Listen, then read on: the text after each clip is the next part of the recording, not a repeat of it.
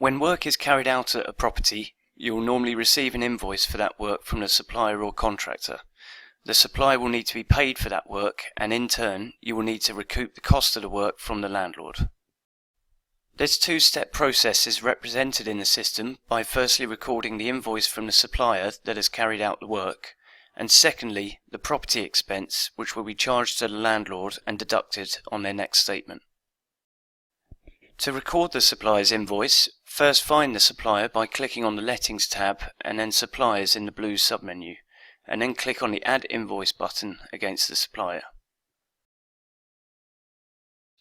The form here is split into two sections, the first for the invoice from the supplier and the second for adding an associated expense, which is optional.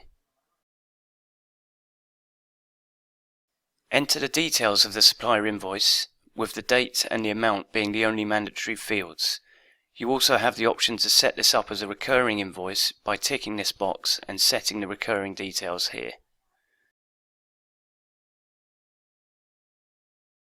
If you are also adding the associated expense at the same time, then keep this box ticked and select the expense type. Property expenses are charged to the landlord, tenant expenses to the tenant, and office expenses are charged to yourself, not to any other client. The expense needs to be linked to a property, so start typing the property's address here and select the appropriate match that's displayed. Optionally, you can select a category for the expense, and if the expense amount is going to be different to the supplier invoice amount, for example if you are charging a markup, then you can enter the amount here. Property expenses charged to the landlord are deducted from rent by default, but if the landlord has a float set up against them, then the system will try to deduct expenses from that instead.